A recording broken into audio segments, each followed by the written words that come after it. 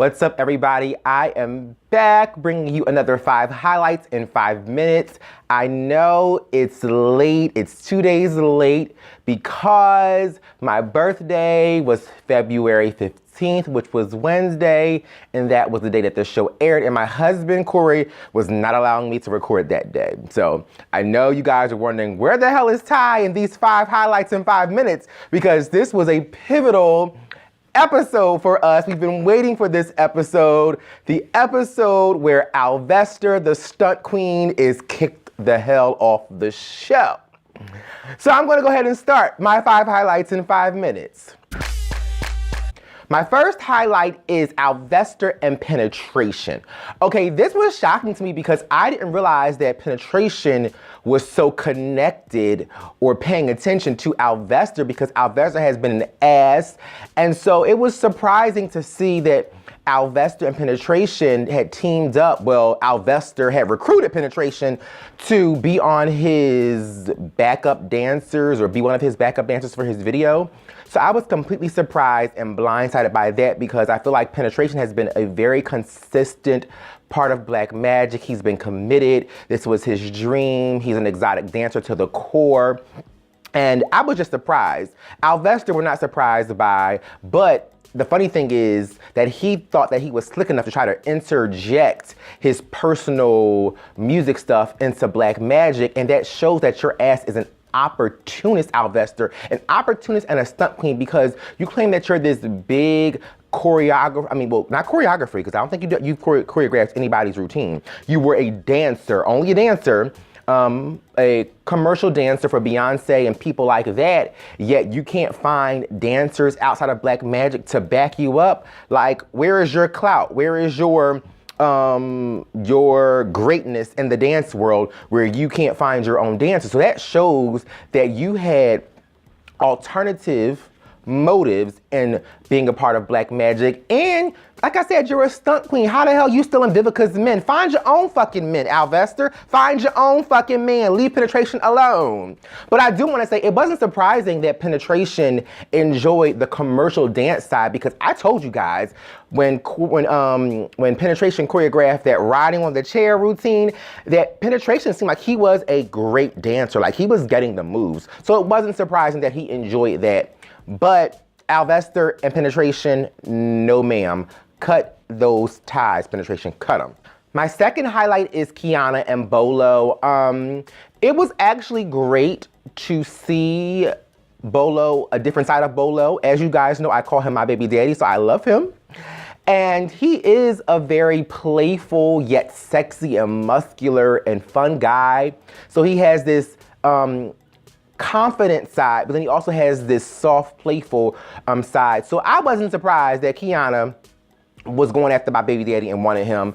Kiana's actually very pretty outside of her being, you know, kind of stereotypical ghetto, but she's a really pretty girl. I like her personality. She seems very fun, and I could see how Bolo would find some interest in Kiana. So that's not surprising. So Kiana and Bolo, I loved it. I loved them going to go look at puppies and Bolo trying to sweet talk Kiana. But I really hope that he's interested in her and not just trying to create a storyline for the Vivica's Black Magic show. But we also aren't surprised that Kiana ended up with somebody, because she was all up on the guys to begin with. So it was like a eeny, meeny, miny, mo. And I will say, in my opinion, because Bolo is my baby dad, Kiana picked the best one. My third highlight is Bolo specifically, and that was the Bolo opening up about his abusive relationship.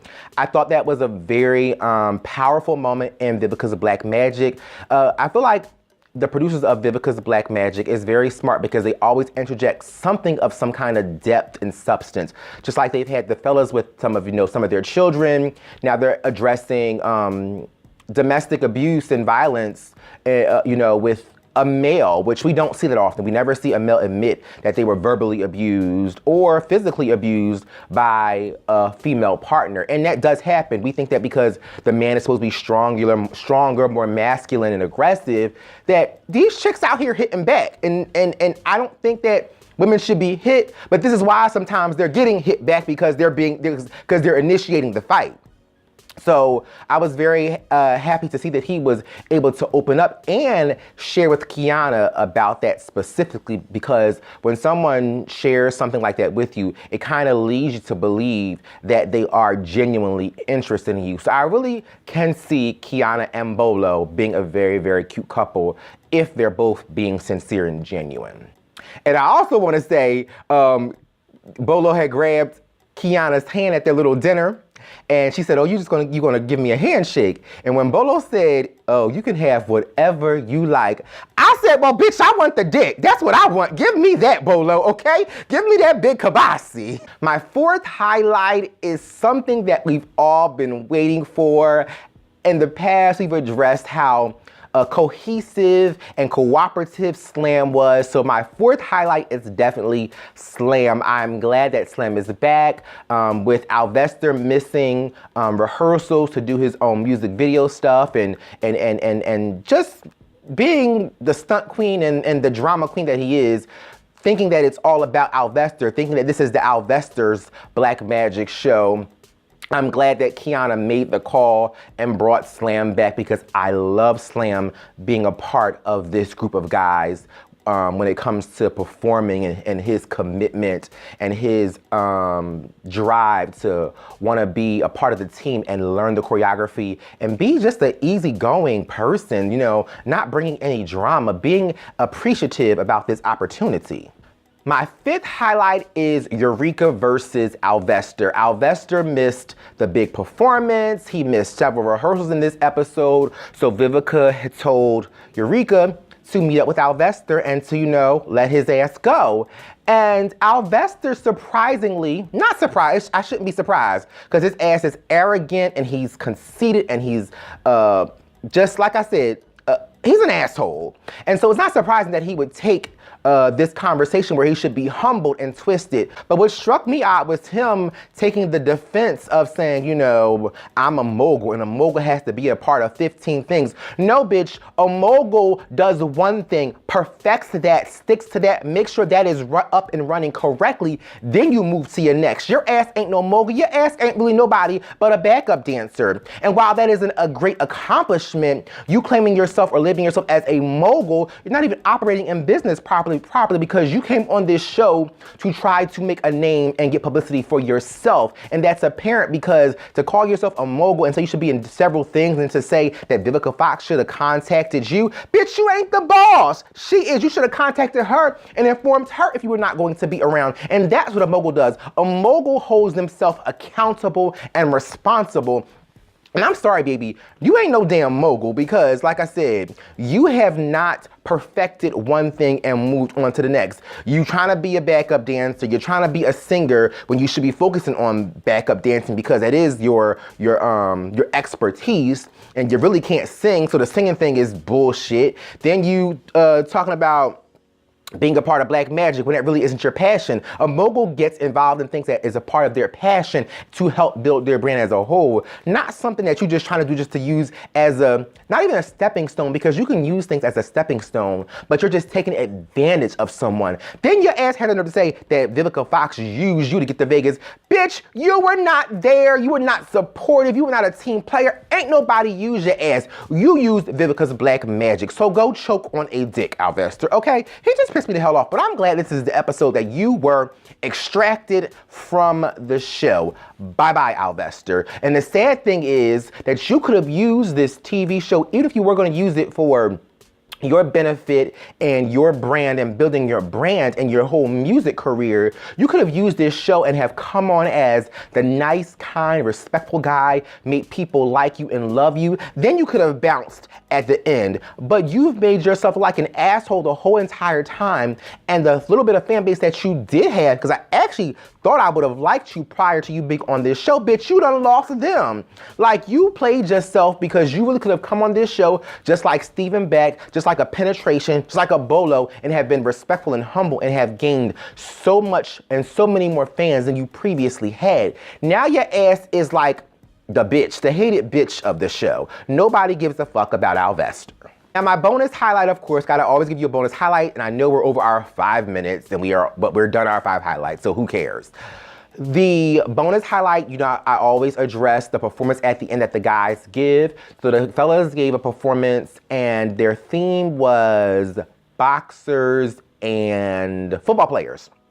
And I loved it. The guys, including Slam. Slam was phenomenal. The theme was great. I love Stephen Beck versus, I think it was Stephen Beck versus Slam, actually. Somebody. But that whole routine was so hot and on point.